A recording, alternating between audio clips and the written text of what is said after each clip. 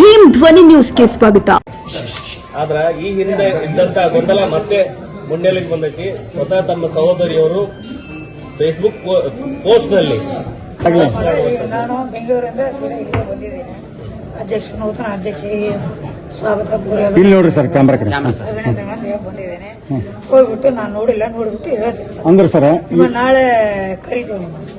ಅಲ್ಲ ಸರ್, ಈಗ ನಿಮ್ಮ ಮಹಾದೇವಿಯವರು ಕ್ಲಿಯರ್ ಆಗಿಲ್ಲ ಅಂತ. ಇಲ್ಲ ಕ್ಲಿಯರ್ ಇದೆ. ಎಲ್ಲರೂ ಒಕ್ಕಟ್ಟಾಗಿ ಚುನಾವಣೆ ಮಾಡಿದ್ರೆ ಎಲ್ಲಾ ಮತದಾರ ಪ್ರಭುಗಳಿಗೆ ನಮಸ್ಕರಿಸುತ್ತಾ ಎಲ್ಲರೂ ನೀವೆಲ್ಲ ಮಾಧ್ಯಮ ಸ್ನೇಹಿತರು ಎಲ್ಲರೂ ಸಹಕಾರ ಮಾಡಿದ್ದಕ್ಕೆ ಬಾಗಲಕೋಟೆಯಲ್ಲಿ ಈ ಗೆಲುವು ಕೊಡಲು ಸಾಧ್ಯ ಆಗಿದೆ. ಈಗ ಮಹಾದೇವರಿಗೆ ತಾವೇನ್ರ ಮಾತಾಡ್ತೀರಿ ಈ ವಿಷಯವಾಗಿ? ಬೆಂಗಳೂರಿಂದ ಇವಾಗ ಬಂದೇನೆ. ನಿನ್ನೆ ನಾ ರಾತ್ರಿ ನೋಡಿದ್ದೀನಿ.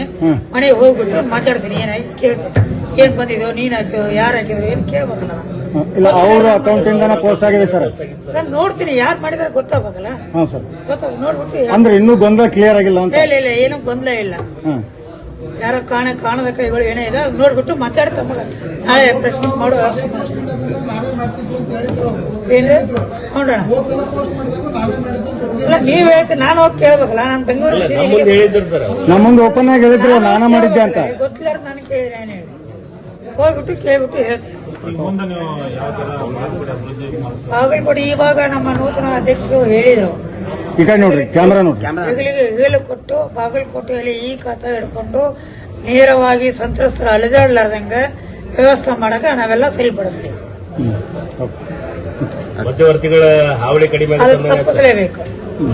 ನೇರವಾಗಿ ಸರ್ಕಾರನ ಮನೆ ಬಾಗಿಲು ಹೋಗಿ ಮುಟ್ಟಿಸುವ ವ್ಯವಸ್ಥೆ ಮಾಡೋ ವ್ಯವಸ್ಥೆ ಮಾಡಬೇಕು. ನಮ್ಮ ಅಚಲ ನಿರ್ಧಾರ ಇದೆ.